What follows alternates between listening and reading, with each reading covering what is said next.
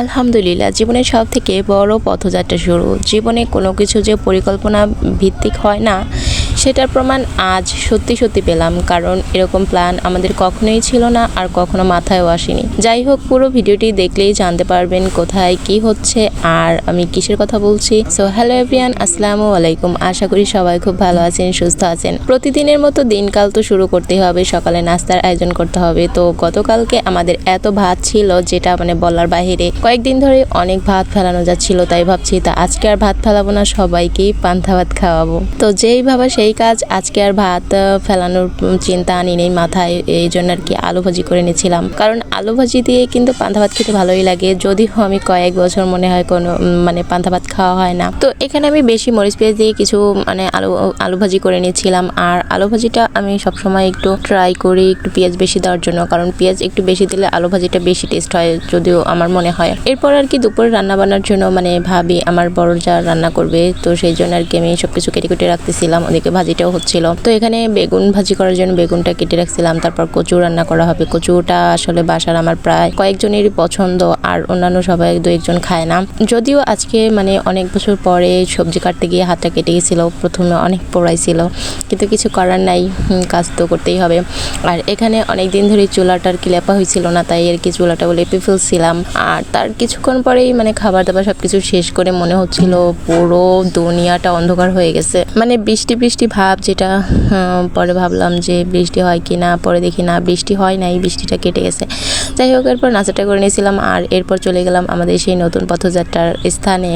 এখানে আমার বরের কফি শপের জন্য কি গোছগাছের ভিডিও তো আগেও দেখতে পাইছেন, তো আজকেও সেকেন্ড পার্ট। সব কিছু কেনা হয়েছে। এখানে ব্লেন্ডার কেনা হয়েছে। ব্লেন্ডারটা এত ইউনিক আর এত প্রিমিয়াম লাগছে, খুব ভালো ছিল।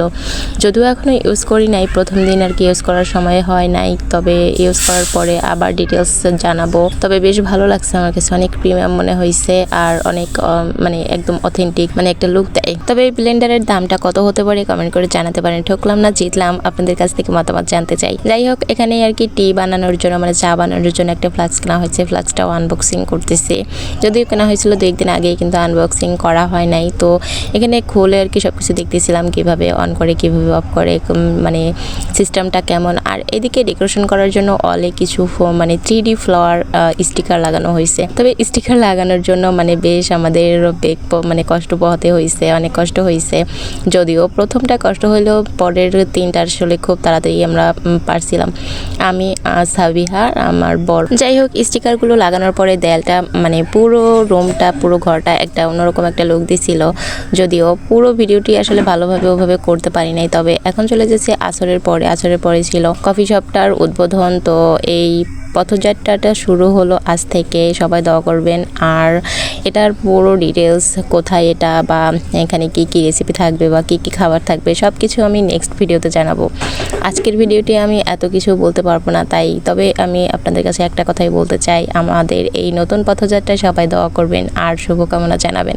তবে সব থেকে বড় কথা হলো, আমাদের এরকম কোনোদিন প্ল্যানই ছিল না যে এরকম কফি শপ বা জুস বার এরকম কিছু আমরা করতে পারি বা ব্যবসার ক্ষেত্রে অ্যাড করতে পারি। এটা হুট করে একটা সিদ্ধান্ত, আর যেটা হয়তো অন্য একজনের মাধ্যম থেকে এসে এখন আর কি নিজেদের মাথায় বা নিজেদের প্ল্যানে অ্যাড হয়েছে। যদিও হুট করে সিদ্ধান্তগুলো অনেক সময় ভালো হয়, অনেক সময় এটা ভবিষ্যতের জন্য খুব কাজে দেয়, তবে জানি না কতটুকু কাজে আসবে বা কাজে দিবে। তো এখন দেখা যাক, চেষ্টা করার পালা, চেষ্টা করে যতটুকু করা যায়। আর তারপর তো আল্লাহ ভরসা, আল্লাহ আছেই। তো যাই হোক, কষ্ট করলে কেষ্ট মিলবে, এটা আসলে আমি বিশ্বাস করি।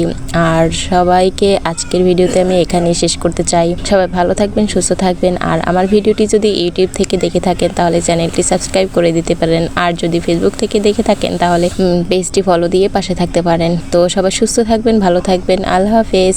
আর এখানে আমার ছোট্ট মামনিটা আর কি বেলুনগুলো ফুলানো হয়েছিল সাজানোর জন্য, কিন্তু যেটা সময়ের জন্য সাজাতে পারি নাই। তো যাই হোক, ও এটা নিয়ে খেলা করতেছে। তো আল্লাহ হাফেজ।